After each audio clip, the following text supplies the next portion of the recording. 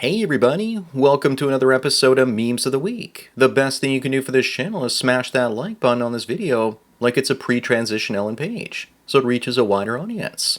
Also, before I get on with the memes, first a word from today's sponsor, B Brothers Publishing. Oscar and Edgar Barreto are two brothers with a passion for writing role-playing games and short novels. They have dozens of stories for sale on their website, but now all their online books are free from December 15th to the 21st of January. If you're still not sure, you can download a 7-page sample. Their stories are dystopian and have fantastic illustrations to go along with them. So what are you waiting for? Sponsor link is down below. And now on with the memes. Number 1, if you're not on a government watch list by now, you should be ashamed of yourself. I still can't believe I made it to the top of a government list. I've been on lists since at least 2005, and even had agents follow me around in the airports asking me questions. Many say it's a badge of honor, but I'm not going to lie. It gives me anxiety having a target painted on my back and not fully understanding the threat level I represent. Not only to women, the tax state, and the family court system, but there's more there that I'm probably not even seeing. Up next, maybe part of that threat is political in nature because Wired magazine says that the Manosphere won because Trump owes at least part of his 2024 victory to the Manosphere. White dudes are going to vote for Republicans regardless of if those dudes are part of the Manosphere or not. Joe Rogan is hardly part of the red-pilled manosphere. It's almost as if Wired is calling any man that interviewed Trump part of it. The way they call anyone that's a conservative a Nazi. Number 3, what do you call this build?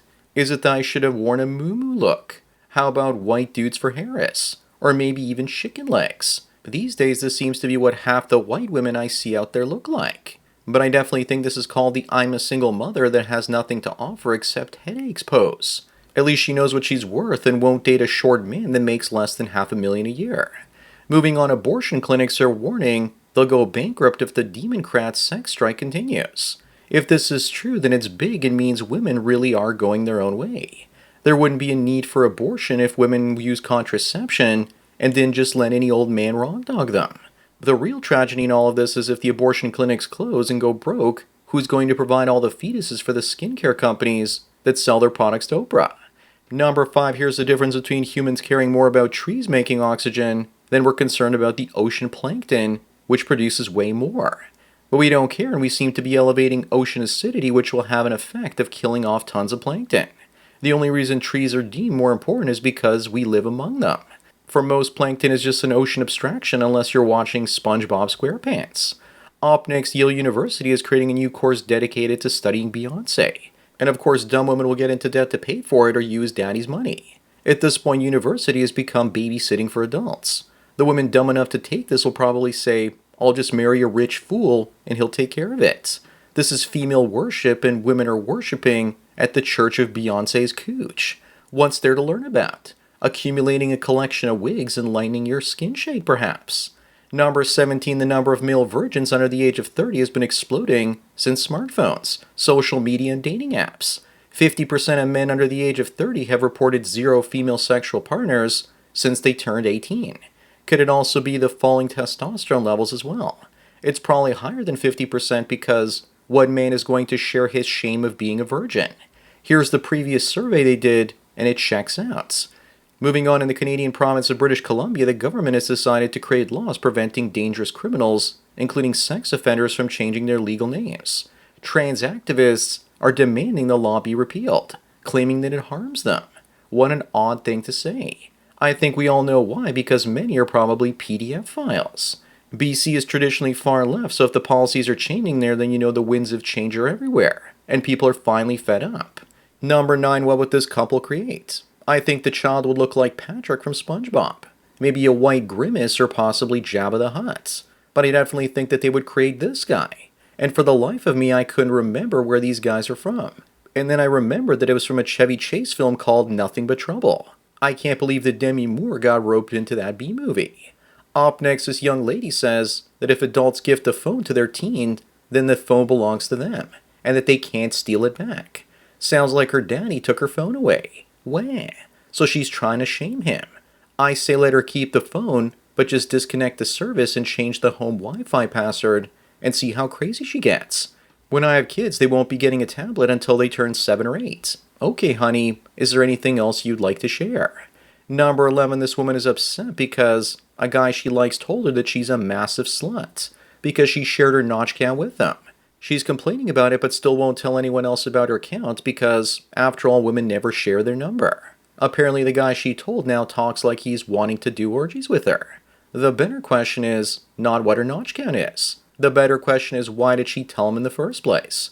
Was she trying to sabotage a potential relationship before it ever started? Or was she hoping that he was so into her that he would accept her at her lowest point? Because there's always a chance he would find that one day anyway. Moving on, now that Trump has won, American woketards want to come to Canada because they're depressed. When they get here, the healthcare system says, well, if you're depressed, have you considered euthanasia? Which is perfectly legal here now and government funded. It's the only government procedure without about a 2-year wait list. As a Canadian, please don't come here. We've already got our plate full of liberals already. I've heard of great things about Venezuela though, maybe you should go there. Number 13, guys will live in the apartment on the top without any issue. Girls would live in the apartment on the bottom and still have lots of issues. They would also get into a lot of debt to get that apartment as well. The best part is that the guy living in the beyond basic apartment probably owns the apartment on the bottom and is renting it to the girl with issues. She's building his equity and he's getting rich living like a pauper. Up next, Sarah's Christian teacher passed a bowl of peppermints around the classroom and left one of them unwrapped and no one chose it. Then he told the class that if you have sex before marriage, that you're like the unwrapped peppermint and no one actually wants you. I guess the Christian teacher doesn't understand the sad state of simping out there, or that women can have anonymous notch counts of 50 and no one will find out thanks to online dating. Plus, dudes will never learn about what a woman's notch count really is, or if she's a virgin or not. Number 15, the first smartphone was released in 2007. And here's what people read in the bathroom in 2006. That's not fair, actually. Usually there was a stack of tabloids or magazines next to the toilet that you would accidentally pee on once in a while, and you'd dry them the best you could before your mother read them later.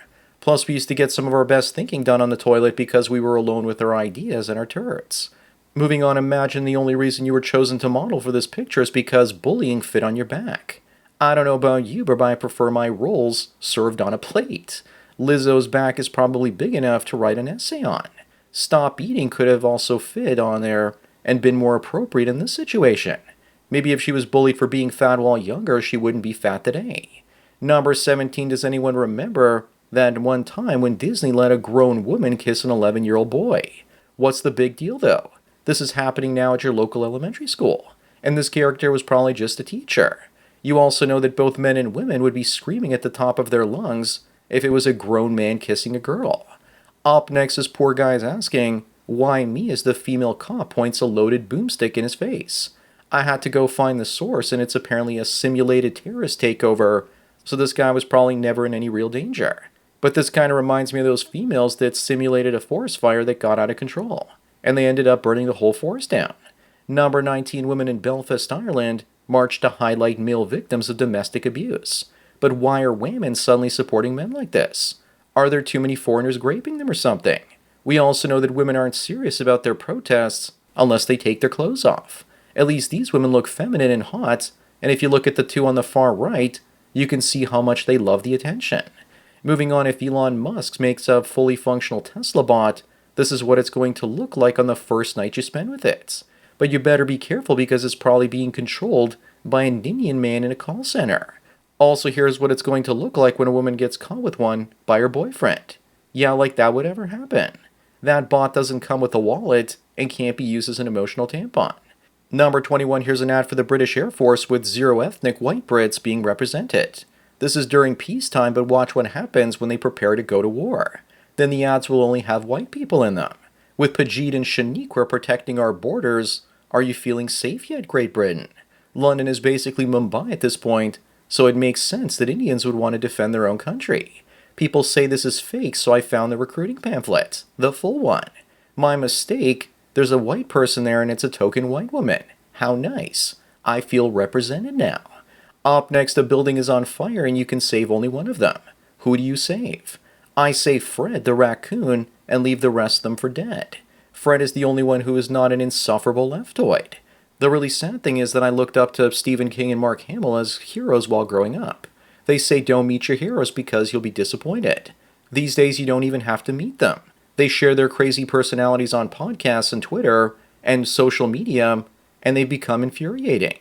Number 23, the lamestream media in Canada says that the vast majority of Canadians don't want an election and trust our great Prime Minister 100%. Yeah, right. Now they're just gaslighting us. 70 to 80% of the population wants to go to the polls.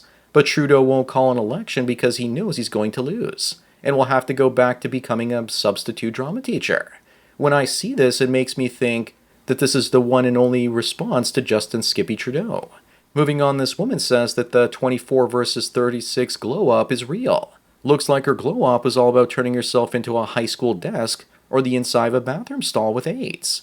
At least on the bright side, she's no longer a chameleon, who can easily deceive men. What she doesn't want to admit to herself is that most men prefer a 22-year-old version of her. It's definitely a glow-up if she's going into the hooking business.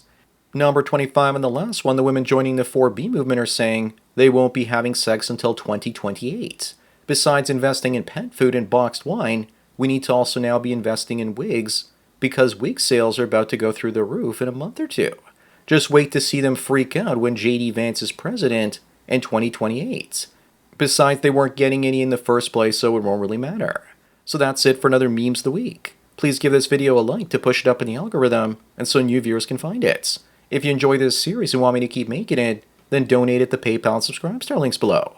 Anyways, enjoy the rest of your day, and cheers.